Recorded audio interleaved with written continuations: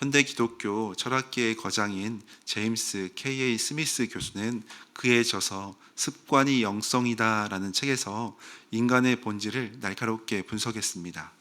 그는 근대 철학자 데카르트가 남긴 나는 생각한다, 고로 존재한다는 명제가 인간을 머리만 커다란 괴물로 오해하게 만들었다라고 지적하고 있습니다.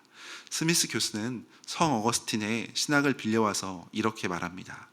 인간의 본질은 지성, 이 지식에 있는 것이 아니라 갈망과 사랑에 있습니다. 호모 사피엔스, 생각하는 인간이 아니라 호모 아만스, 사랑하는 인간입니다. 우리는 결국 우리가 사랑하는 것을 향해 걸어가는 존재입니다. 이런 말을 합니다. 우리가 사랑하는 것을 향해 걸어가는 존재입니다. 이 말처럼 이 습관이 영성이다라는 이 유명한 책의 원 제목도 보면 당신이 사랑하는 것이 바로 당신입니다. 이렇게 말을 하거든요. 이런 의미에서 여러분이 가장 사랑하는 것은 무엇입니까? 그 사랑하는 것이 바로 여러분 마음의 중심을 대변해 주는 것이라고 할 수 있습니다. 성 어거스틴은 이것을 사랑의 질서라고 불렀습니다. 내 마음의 중심에 무엇을 가장 사랑하느냐가 그 사랑의 질서가 똑바로 서 있으면 거룩한 삶을 자연스럽게 살게 되고, 하나님보다 세상을 더 사랑해서 그 질서가 뒤집혀 있으면 그것이 곧 죄고 타락이라고 말하는 겁니다. 오늘 본문은 디베랴 호숫가, 갈릴리 호숫가의 아침에 부활하신 예수님께서 실패한 제자 베드로를 찾아오셔서 회복시키는 모습이 등장합니다. 이 예수님의 관심은 베드로의 지식이나 능력이나 새로운 결심에 있지 않았습니다. 주님은 베드로의 이 무너진 마음의 중심, 이 사랑의 질서를 다시 세우기 위해서 찾아오십니다. 예수님은 숯불에 구운 조반을 베드로에게 먹이신 후에 깊은 침묵을 깨고 마침내 질문하십니다. 15절에 보면 요한의 아들 시몬아, 내가 이 사람들보다 나를 더 사랑하느냐. 3번씩이나 주님을 모른다고 맹세하고 저주했던 이 배신자를 향해서 이렇게 물으시는 겁니다. 만약에 우리가 이런 배신자를 만난다면 무엇부터 물어보겠습니까? 그 전에 과거에 대해서 아마 물어볼 겁니다. 네가 어떻게 그때 그럴 수 있느냐고. 내가 그렇게 너에게 헌신적으로 해줬는데 어떻게 나에게 그렇게 대할 수 있느냐고 아마 과거의 억울함을 따질 것입니다. 아니면 앞으로의 결심, 앞으로 죽을 각오로 나를 섬겨라.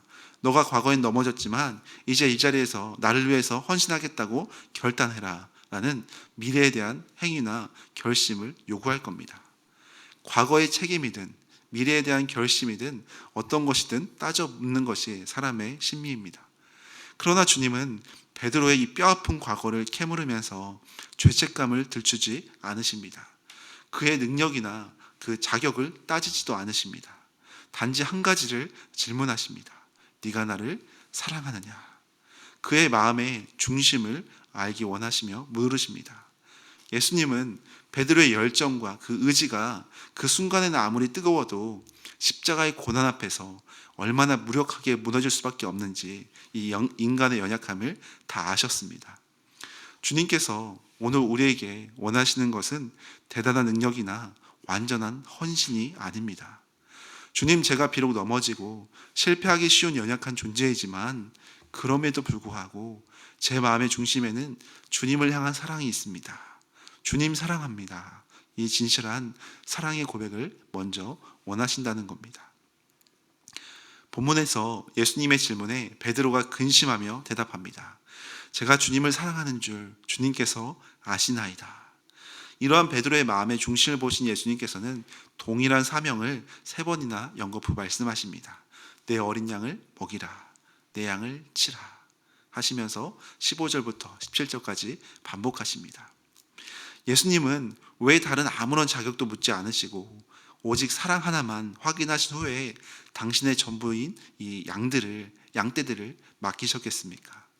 그 마음의 중심에 주님을 향한 사랑이 없는 상태에서 주님의 일을 하는 것은 너무나 위험하기 때문입니다.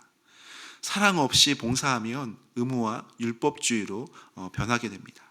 사랑 없이 사역을 맡으면 그것은 자기 이름을 내세우는 자리가 되고 내 뜻대로 되지 않을 때 쉽게 상처받고 다른 영혼들에게도 쉽게 상처를 주게 됩니다. 그러나 우리를 사랑하시는 예수님의 그 은혜 가운데 감격해서 마음의 중심에 주님의 사랑이 채워진 사람은 다르게 살 수밖에 없습니다.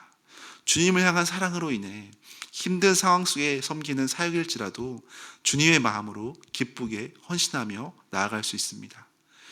우리가 신앙생활을 하면서 우리가 지금까지 살아온 길을 돌아보면 즐겁게 사역할 때, 또 기쁨으로 나아갈 때를 돌아보면 우리에게 능력이 많거나 우리 주변 환경이 아주 잘 갖추어져서 어느 때보다 더 안정적이어서 그럴 때보다는 오히려 내가 부족하고 상황이 넉넉지 않더라도 주님을 향한 사랑으로 충만했을 때, 주님을 향한 사랑으로 뜨거웠을 때 그 무엇도 문제가 되지 않았습니다. 오히려 사랑이 식어져 버렸을 때가 가장 큰 문제이고 위기라고 할 수 있습니다. 그래서 우리가 오늘도 가장 먼저 점검하고 가장 많이 고백해야 할 말이 바로 주님 사랑합니다. 이 고백입니다. 우리 마음의 중심에 있는 예수 그리스도를 향한 사랑, 주님께서 주신 사랑으로 채워진 그 사랑이 충만하게 흘러넘칠 때 우리는 기쁨으로 끝까지 사명의 길을 달려나갈 수 있습니다. 이 마음의 중심이 주님을 향한 사랑으로 충만하게 채워진 사람에게 나타나는 또 놀라운 특징 중에 하나가 있습니다. 바로 18절에 보면 베드로의 장래, 이 순교를 예언했을 때의 일입니다. 18절에 보니까 내가 진실로 내게 이르노니 내가 젊어서는 스스로 띠띠고 원하는 곳으로 다녔거니와 늙어서는 내 팔을 벌리리니 남이 내게 띠띠우고 원하지 아니한 곳으로 데려가리라. 이 베드로가 자신의 고난에 대한 예언의 말씀, 이 순교에 대한 예언의 말씀을 듣고 문득 옆에 있던 사랑하는 자, 바로 사도 요한을 보며 묻습니다. 예수님께서 그를 너무나 사랑하셨다는 것을 그도 알았는지 21절에 묻습니다. 주님, 이 사람은 어떻게 되겠습니까? 나는 십자가를 지고 죽는다면 평소에 주님께서 아끼시던 저 요한은 어떻게 되겠습니까? 마음 한구석에 여전히 다른 사람과의 비교의식이 올라온 겁니다. 그때 예수님이 단호하게 22절에 말씀합니다. 예수께서 이르시되 내가 올 때까지 그를 머물게 하고자 할지라도 내게 무슨 상관이냐, 너는 나를 따르라 하시더라. 이 신앙생활의 가장 큰 함정 중에 하나가 바로 이 시선입니다. 내 마음의 중심에 예수님을 향한 사랑이 희미해지면 우리는 끊임없이 주변을 향해서 우리의 시선을 돌립니다. 나는 이렇게 하는데 저 사람은 왜 저렇게 할까? 나는 이렇게까지 하는데 저 사람은 왜 저것밖에 못할까? 그러나 우리 마음에 주님을 향한 사랑이 중심을 꽉 잡고 있으면 다른 사람이 좋아 보이는 상황이나 자리가 아니라 내게 무슨 아무런 상관이 없는 일이 되게 됩니다. 그래서 예수님께서도 내게 무슨 상관이냐, 나를 따르라 말씀하십니다. 이처럼 참된 사랑은 시선을 오직 사랑하는 그 대상에게만 집중하여 고정시키게 됩니다.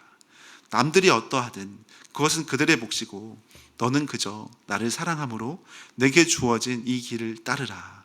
이것이 제자들에게 주신, 또한 이 시대를 살고 있는 우리에게 주시는 주님의 말씀입니다. 사랑하는 여러분, 우리 믿음의 본질은 대단한 업적을 이루거나 흠이 없는 완전한 사람이 되는 것이 아닙니다. 내 마음의 중심에 예수님을 향한 사랑의 질서를 바르게 세워가는 것입니다. 오늘도 우리가 기도의 자리에서 우리를 찾아오시는 주님의 음성 앞에 우리의 마음을 활짝 여시기를 소망합니다. 내가 나를 사랑하느냐 물으시는 이 주님의 물음 앞에 네 주님, 주님을 사랑합니다. 제 안에 선한 것이 없고 제 결심은 매일 무너질지 모르겠지만 그럼에도 불구하고 주님 사랑합니다. 더욱 사랑하길 원합니다. 이러한 마음으로 주님만 바라보며 주님께서 맡겨주신 각자의 사명을 기쁨으로 감당하는 복된 믿음의 발걸음 되시기를 예수님의 이름으로 축원합니다.